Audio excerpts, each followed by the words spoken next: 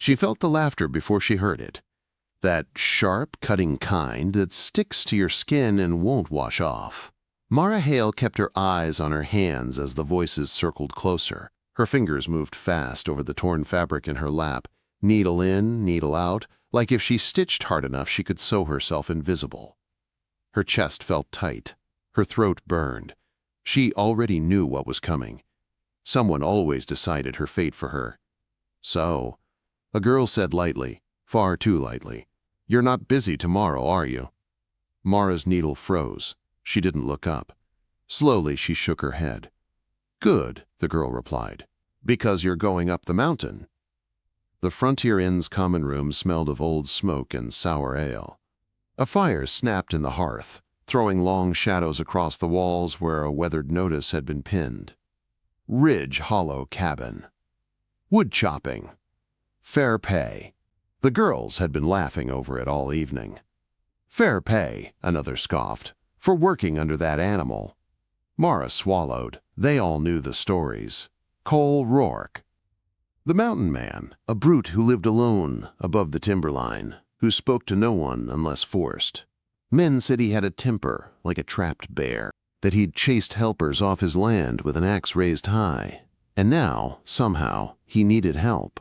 The paper was torn from the beam and dropped into Mara's lap. "You leave at first light," the first girl said. "Don't come back until the joke's done." Laughter burst out behind her, sharp, cruel. Mara's face burned. Someone leaned closer. "You're built for heavy work, aren't you?" the girl whispered, loud enough for all to hear. "All that strength, all that size." More laughter. Mara stitched faster, harder. Her hands shook, but she didn't stop. She had learned long ago that silence was safer than protest. If she spoke, her words would tangle. Her voice would fail her. And they would laugh harder. That night, she lay awake in the loft above the inn, staring at the rafters. The laughter replayed again and again. Her body ached before the work had even begun. "Why am I like this?" she whispered into the dark. No answer came, only the wind moaning down from the mountains.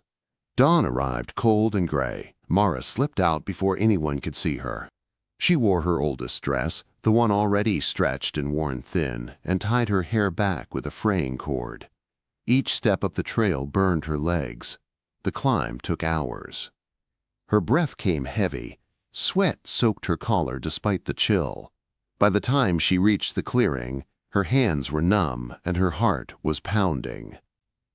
Ridge Hollow Cabin stood solid and quiet among the pines. Smoke curled from the chimney. A creek whispered nearby. For a moment, she almost believed the stories had been wrong. Then something shattered. A crash echoed through the trees, followed by a furious curse. Another crash. Wood splintered. Mara froze at the edge of the clearing. She saw him. Cole Rourke stood near the chopping block, tall and broad, his buckskin sleeves rolled to the elbow. His chest rose and fell hard. A broken maul lay at his feet. With a growl, he hurled it into a tree. The handle exploded into fragments. Mara's stomach twisted. This was no joke to him. He turned. Their eyes met. For a long moment, neither moved. "What are you doing here?" he asked. His voice was rough. Low, not loud. Somehow worse for it. Mara tried to speak. The words stuck. I was sent," she managed, "to help with the wood." His eyes narrowed. "Sent by who?" The inn." Understanding flickered across his face, followed by something darker. He let out a short, bitter laugh. "They sent you," he said.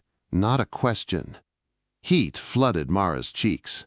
She waited for him to shout, to chase her away, to prove the story's true. Instead, he turned his back. "Go home," he said. Her heart dropped. "I don't need their joke," he added, "and I don't need you." She should have left. Every part of her screamed to run back down the trail. But the innkeeper's voice echoed in her mind. No work, no bed. "I need the work," she said. The words surprised them both. Cole stopped. Slowly he turned. You need it, he repeated. Yes. He studied her in silence. Then he pointed to an axe leaning against the cabin wall. Fine. Work, he said. Don't talk. Don't complain. Stay out of my way. Mara nodded quickly and took the axe. It was heavier than she expected. The woodpile was chaos. Logs scattered, kindling everywhere. Broken tools lying where anger had thrown them. She began to split. Her arms burned within minutes. Blisters formed. The cold bit deep. Still, she didn't stop. Swing. Strike. Split. Over and over. She focused on the rhythm, the sound of steel biting wood. Hours passed. Cole worked nearby, repairing tools with sharp, efficient movements. He didn't look at her, didn't speak. By afternoon, the pile had changed. Logs stacked neat, kindling sorted. The clearing slowly took order. Mara leaned on the axe to catch her breath. You missed a spot. She jumped. Cole stood in the doorway, firelight behind him. There, he said. Finish it. Yes, sir, she whispered. When she finished, her hands shook with exhaustion. At sunset, he approached again. This time, he held out a tin cup. Drink. She hesitated. You collapse, you're no use, he said gruffly. The water was cold and sweet. Mara swallowed hard. Thank you, quote. He nodded once and walked away. When the sun dipped low, the work was done. The clearing stood quiet, ordered, clean. Cole returned from the woods, game slung over his shoulder. He stopped when he saw the stacks. You stayed, he said. You told me to work. He ran his hand along the logs, checked the kindling. His jaw tightened. They sent you to fail, he said. Mara nodded. Why didn't you? She hesitated, then spoke softly. I wanted to prove them wrong. He looked at her then, really looked. You did good work, he said. The words hit her harder than any insult ever had. Be back at dawn, he added. There's more. As Mara walked back down the mountain, her body aching and her hands raw, her heart felt lighter than it had in years. For the first time, she wasn't a joke. And somewhere above her, in a quiet cabin, Cole Rourke stared at a properly stacked woodpile and wondered when the silence had started to feel different. Mara returned before the sun cleared the ridge. The mountain air cut cold against her lungs as she climbed the last stretch of trail. Her muscles protested every step. Her hands throbbed beneath the thin wrap she'd tied around them. Still, she didn't slow. She had promised. Cole Rourke was already awake. She could hear the axe before she saw him. Each strike was clean, controlled. No rage in it this morning, just work. You're early, he said without turning. I didn't want to be late. He nodded once and drove the axe into the stump. Woodshed's a mess, needs clearing. I can do that. He studied her for a moment, then pointed to a pair of gloves hanging by the door. Use those. The gloves were worn but solid.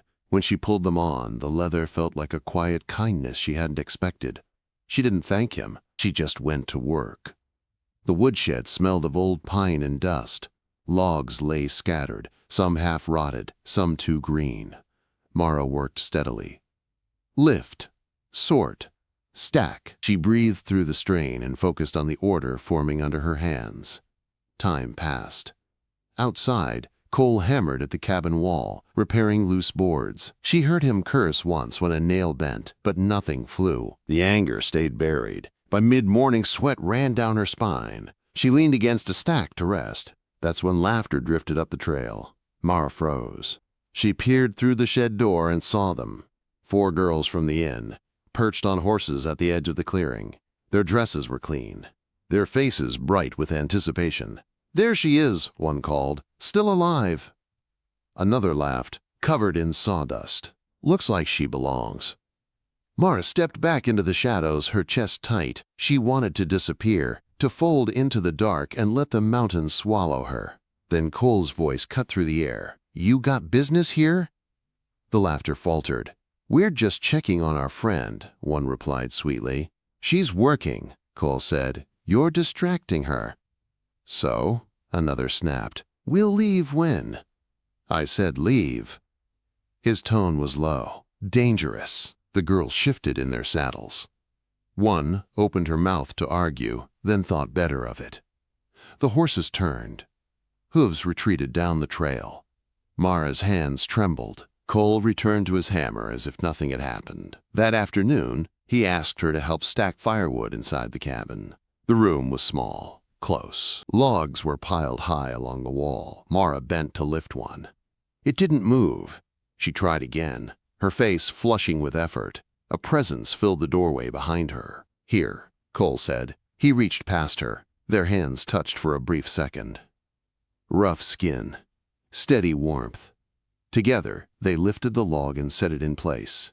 They worked like that for a while, side by side. No words, just shared weight and quiet rhythm. "You're stronger than you look," he said finally. Her breath caught. "I don't feel strong." "You don't complain," he replied. "That counts." He sat on a log, shoulders sagging. For the first time, he looked tired. Not angry, just worn thin. "My father," he said suddenly, staring at the floor, "used to say work was the only thing that mattered." Mara sat across from him. "That sounds lonely." "He beat it into me," Cole said. "Said pain made men useful." Silence settled between them. "The girls at the inn," Mara said softly. "They've called me useless since I arrived." Cole looked up. "They're wrong." The words were simple. They broke something open inside her. By the end of the week, word had spread. Men leaned over tables in the saloon, voices thick with drink and mockery. The joke had grown teeth. "Stone's keeping her," one laughed. "Must be blind." Another snorted. Or desperate. 5 men rode up the mountain at sunset. Mara heard the hooves while sweeping the porch. Her stomach dropped. She didn't run. She stood still, broom in hand. "Well, well," the leader called. "Heard you got yourself a helper, Stone." Cole stepped out beside her, silent, solid. "What I do on my land isn't your concern," he said. One man laughed. "You defending her now? The joke girl?" Cole stepped closer. "She's done more honest work than you ever have." The men muttered. One spat in the dirt. "Your funeral," he said. They rode off. Mara's knees shook. Tears spilled down her cheeks before she could stop them. Cole turned to her. "You all right?" She nodded. The tears kept coming. Inside, he poured her water and sat across from her at the table. "They won't stop," he said. "If you want to leave, I'll pay you." "I don't want to leave." He searched her face, then nodded. "Good," he said quietly. "Because I wasn't ready to let you go." The words stayed with her long after night fell. Morning came too quiet. Mara stepped outside to find a wagon at the edge of the clearing. The innkeeper stood beside it. Behind him, the girls waited, watching. "I've come for her," the innkeeper called. Cole's jaw tightened. Mara's heart pounded as she stepped forward, caught between 2 worlds, unsure which would claim her. The wagon stood like a threat at the edge of the clearing. Mara felt it before anyone spoke. That pull backward. That old fear crawling up her spine, reminding her where she came from and what people expected her to be. The innkeeper stepped closer, boots sinking into the soft earth. His mouth was set in a thin line. "She's done here," he said. "I've come to take her back." Cole didn't move. He crossed his arms slowly, planting his feet like roots in the soil. "She's not going anywhere," he replied. The girls in the wagon shifted, their eyes bright with interest. One of them leaned forward. "Come on, Mara," she called. "You've had your fun playing mountain woman." "Fun?" Mara's hands curled into fists. The innkeeper cleared his throat. "She has duties at the inn. She cannot abandon them to live up here." "She's earned her place," Cole said. His voice stayed even, but Mara felt the tension beneath it. The innkeeper scoffed. "She's a burden, always has been." The word hit hard, familiar, heavy. Cole turned to Mara then. "What do you want?" Everything went quiet. She felt their eyes on her, waiting, judging. The stutter she'd fought her whole life pressed against her throat. Her heart hammered. She thought of the inn's cold floors, the laughter, the way she'd learned to make herself small. Then she thought of the mountain. the work. The silence that didn't hurt. "I want to stay," she said. Her voice didn't shake. The innkeeper's face reddened. "Absolutely not." Quote, Cole stepped forward. "You sent her here to humiliate us both, but you don't get to decide for her anymore." One of the girls laughed nervously. "This is ridiculous." "Leave," Cole said. The wagon lingered a moment longer, then turned back down the trail. Dust rose behind it. The clearing fell still again. Mara stood frozen. Cole looked at her. "You sure?" Quote, "Yes."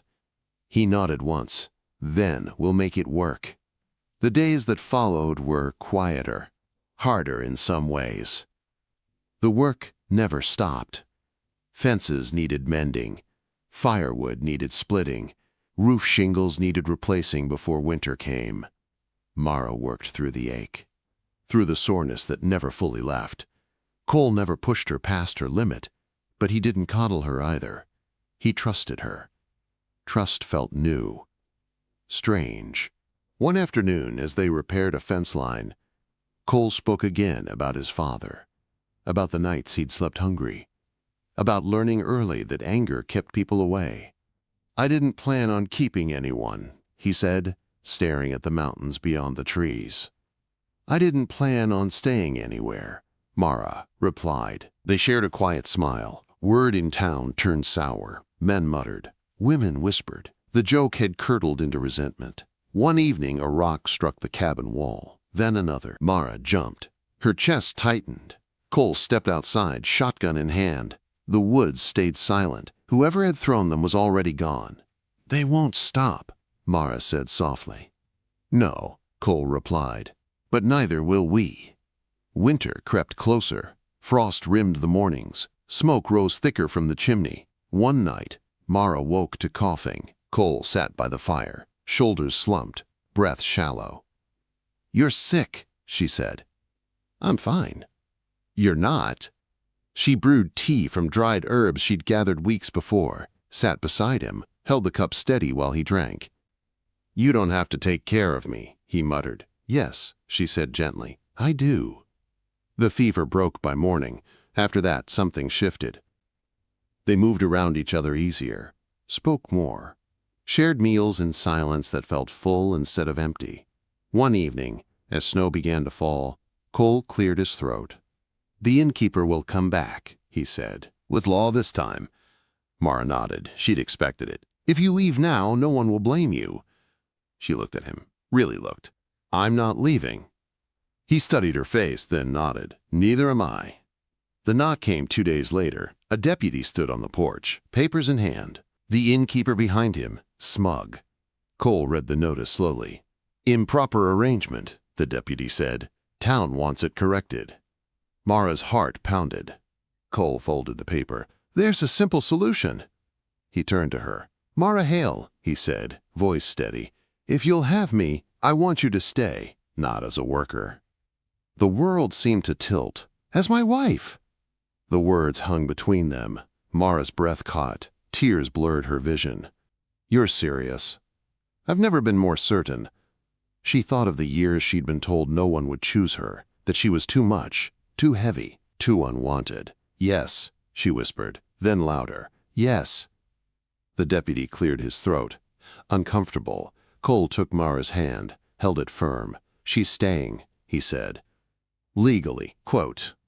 The innkeeper turned red with fury, but there was nothing left to say. When they left, the cabin felt warmer, brighter. Mara stood on the porch beside Cole as snow settled over the clearing. "I never thought," she said softly, "that someone would fight for me." Cole squeezed her hand. "I never thought I'd let anyone in." They stood there together, watching the mountain change, knowing the hardest part was still ahead. But for the first time, neither of them felt alone. Snow settled deeper with every passing day. It crept into the corners of the clearing, softened the sharp edges of the mountain, and wrapped the cabin in a quiet that felt almost sacred. Mara learned the sound of winter by heart, the creak of trees under ice, the muffled thud of wood against the chopping block, the hush that came after dusk. Life did not slow, though. It only changed shape. Mara rose before dawn each morning. Her body still ached, but the pain no longer frightened her. It was familiar now.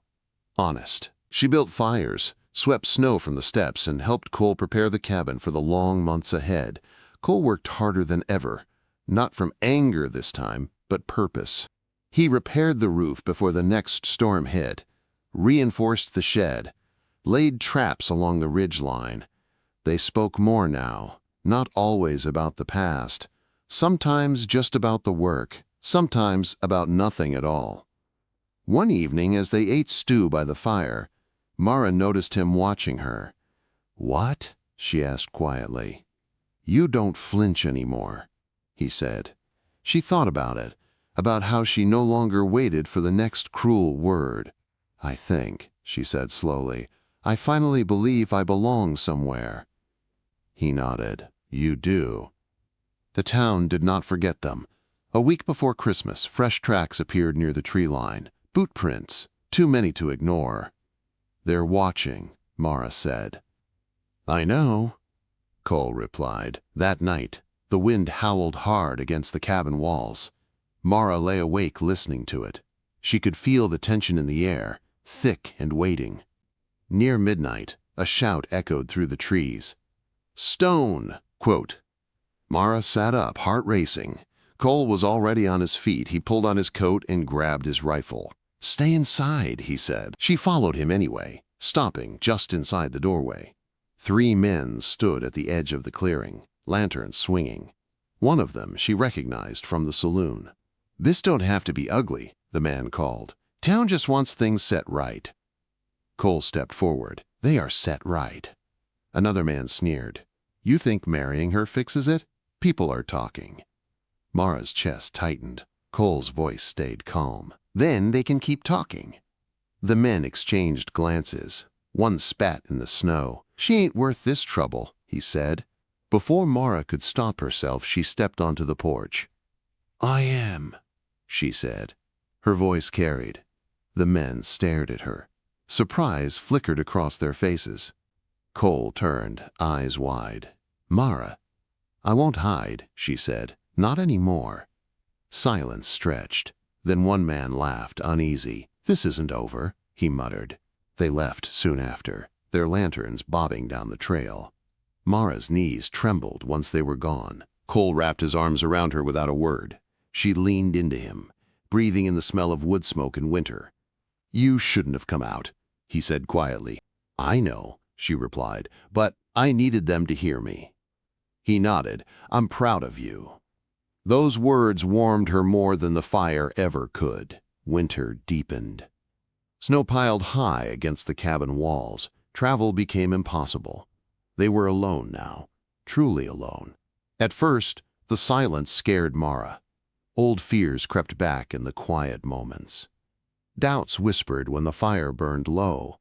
One night she woke from a dream where the girls were laughing again, their voices echoing endlessly. She sat up, shaking. Cole stirred. "Mara?" She hesitated, then spoke. "What if I disappoint you?" He sat up slowly. "You won't." "What if one day you see me the way they did?" He reached for her hand, held it firm. "I see you," he said. "That's the difference." She let herself believe him. They married on a cold, clear morning. No guests, no music, just the mountain and the sky. Cole spoke his vows simply. Promises of work, of loyalty, of standing beside her no matter what came. Mara's voice shook at first, then steadied. "I promise," she said, "to stay, to try, to choose you every day." They sealed it with a quiet kiss. No applause followed, only the wind and the trees. Afterward, they shared bread and coffee by the fire. It felt enough. Weeks passed.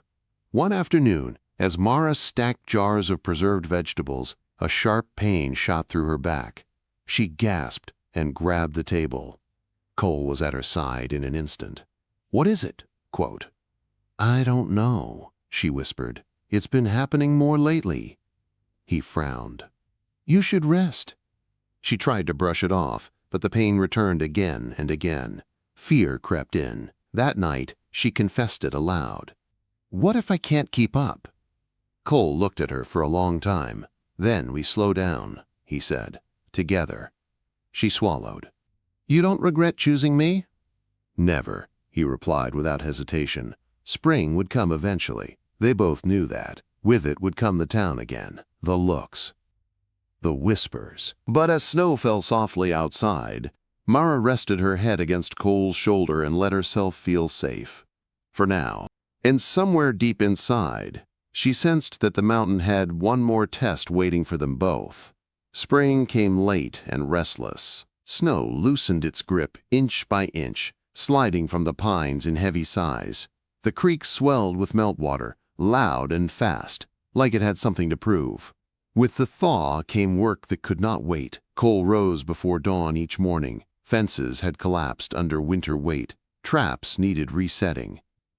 The trail had to be cleared if they wanted supplies before summer. Mara worked beside him, as she always had. But something was different now. The pain returned more often. A sharp pull in her back. A heaviness in her chest that stole her breath when she bent too long. She learned to hide it well, breathing through it until it passed. Cole noticed anyway. You're moving slower, he said one morning, not accusing, just observant. I'm fine, she replied too quickly. He didn't argue. He simply shifted the heavier load onto his own shoulders and let her keep her pride. The town returned with the mud. Riders passed the lower trail more often now. News traveled. People talked. Not with laughter anymore, but with curiosity edged in judgment. One afternoon, a woman from the valley rode up alone. She carried a basket and a careful smile. I heard you married the mountain man, she said to Mara. I did. The woman glanced at the cabin, then back at Mara. That takes courage. Mara nodded. It took more to stay. The woman left bread and dried fruit before riding away. It wasn't kindness, not exactly. But it wasn't cruelty either. It felt like progress. The pain worsened. One evening, while hauling water from the creek, Mara stumbled. The bucket tipped. Cold water soaked her dress. Cole dropped his load and caught her before she fell. That's enough, he said firmly.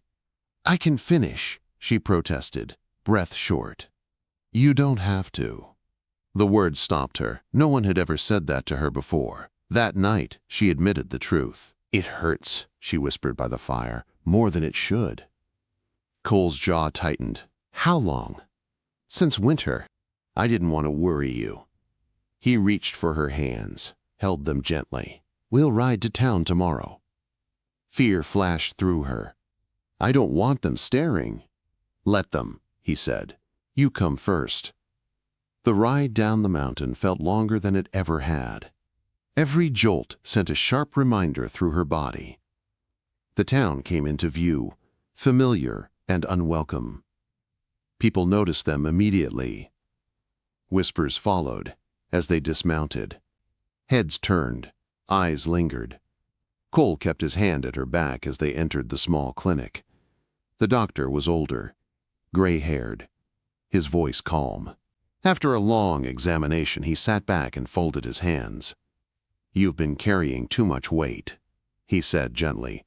Not just in your body, in your work. Mara's heart pounded. You need rest, he continued. Real rest. If you don't slow down, you'll do lasting damage. Cole asked the question she was too afraid to voice. Will she be all right? Yes, the doctor said. If she's careful. Quote. Careful. The word felt fragile. On the ride home, Mara stared at the trail ahead. Shame crept in, old and sharp. I'm failing, she said quietly. Cole stopped the horse. He turned to her, eyes steady. You survived a lifetime of cruelty.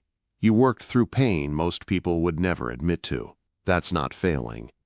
Tears slid down her cheeks. I don't want to be a burden. He cupped her face in his hands. You never were. At home, life changed again. Mara rested more, sat by the window, sorted seeds for planting instead of hauling wood. Cole took on the heavier labor without complaint. At night, he rubbed her aching back with warm hands. They spoke softly about small things, plans for a garden, a chicken coop, a future that felt real now. One morning she woke before him, heart racing. Nausea rolled through her. She pressed a hand to her mouth and rushed outside. When she returned, pale and shaking, Cole was awake. "What's wrong?" "I don't know," she whispered. "I just feel different." He studied her face. A thought crossed his mind. Careful, hopeful. Days passed. The signs didn't fade. The doctor rode up the mountain himself this time. He smiled when he spoke. "You're with child." The words rang in the cabin like a bell. Mara froze. "A child," she repeated. "Yes," he said. "That explains the pain. Your body's been working hard in a new way." After he left, silence filled the room. Fear came first, sharp and breathless. "I don't know if I can do this," Mara said. "What if I'm not enough?" Cole knelt in front of her, took her hands. "You already are," he said, "and you won't do it alone." She leaned into him, trembling, hope and terror tangled together in her chest. Outside, clouds gathered over the ridge. Thunder rumbled in the distance. Mara rested her hand over her stomach, barely daring to believe. The mountain had tested her strength. Now it would test her heart. Summer arrived quietly. It did not rush the mountain. It simply settled in, warming the earth a little more each day, coaxing green from the soil Mara had tended with patient hands. The creek ran calmer now. Birds returned to the pines. Life, steady and stubborn, went on. Mara moved slower than before. Her body demanded it. Some mornings she woke heavy with exhaustion, other mornings with a cautious joy she barely dared name. She rested when she needed to. And when guilt crept in, Cole was there. "Sit," he would say, already taking the load from her hands. She listened now. The town did not forget them, but it changed. People came less often to mock and more often to look, to see for themselves. A woman arrived one afternoon with a basket of eggs. A man brought seed potatoes and left without comment. No apologies were offered, but something unspoken shifted. Mara stopped shrinking when she walked the trail. One evening, as the sun dipped low, a storm rolled in fast. Wind tore through the clearing. Thunder cracked close enough to rattle the windows. Then came a shout. Cole looked up sharply. "Someone's out there." They stepped onto the porch together. At the edge of the clearing stood a boy, soaked and shaking, clutching a broken reins. "My horse fell," he cried. "I couldn't." Cole didn't hesitate. He grabbed a lantern and disappeared into the rain. Mara waited. Every minute stretched thin. Fear wrapped tight around her chest. When Cole returned, soaked to the bone, the boy walked beside him, safe. "Thank you," the boy whispered before running down the trail. Mara wrapped Cole in a blanket by the fire. Her hands trembled. "You don't need to keep proving yourself," she said softly. He smiled faintly. "Neither do you." As summer deepened, Mara's belly grew rounder. The weight changed her balance. The mirror no longer felt like an enemy. It felt honest. One afternoon, the innkeeper arrived alone. Mara felt the old fear stir. Cole stepped forward, calm and still. "I came to settle accounts," the man said stiffly. "Word is, you've built something decent up here." Mara waited. "You were good help," he added after a pause. "I misjudged you." It wasn't an apology, but it was close enough. When he left, Mara exhaled slowly. "I don't need him to understand," she said. Cole nodded. "You never did." The baby came early. The night air was heavy, the pain sharp and relentless. Mara clutched the bedpost, breath breaking, fear rising like a tide. "I can't," she gasped. "I can't do this." Cole knelt beside her, voice steady. "You can. You are." Hours blurred together, sweat, tears, a strength she didn't know she still carried, and then crying, thin, fierce, alive. Mara sobbed as Cole placed the child in her arms. A daughter, small and perfect. "I was afraid," Mara whispered. "So afraid I wouldn't be enough." Cole brushed tears from her cheeks. "You gave her a home before she ever took a breath." They named her Hope. The mountain changed after that. Laughter returned to the cabin. Soft, careful, real. Mara held her daughter by the window, sunlight warming their faces. Sometimes, when the wind howled at night, old memories stirred, but they no longer owned her. One evening, years later, Mara watched Hope stacking small logs beside her father, proud and determined. "She's strong," Mara said. Cole smiled. "She learned from you." Mara rested a hand over her heart. She thought of the girl who had once stitched in silence, afraid to be seen. The woman who had climbed a mountain expecting cruelty and found dignity instead. She had not been sent there to fail. She had been sent there to begin. And as the sun set behind the pines, the cabin stood steady against the sky, built not just of wood and stone, but of endurance, choice, and a love that refused to let go. If you felt this tale in your heart, don't forget to like, share, and subscribe to Archives of the Wild West, where every story rides through the dust, the danger, and the kind of love that never dies. See you in the next tale, partner.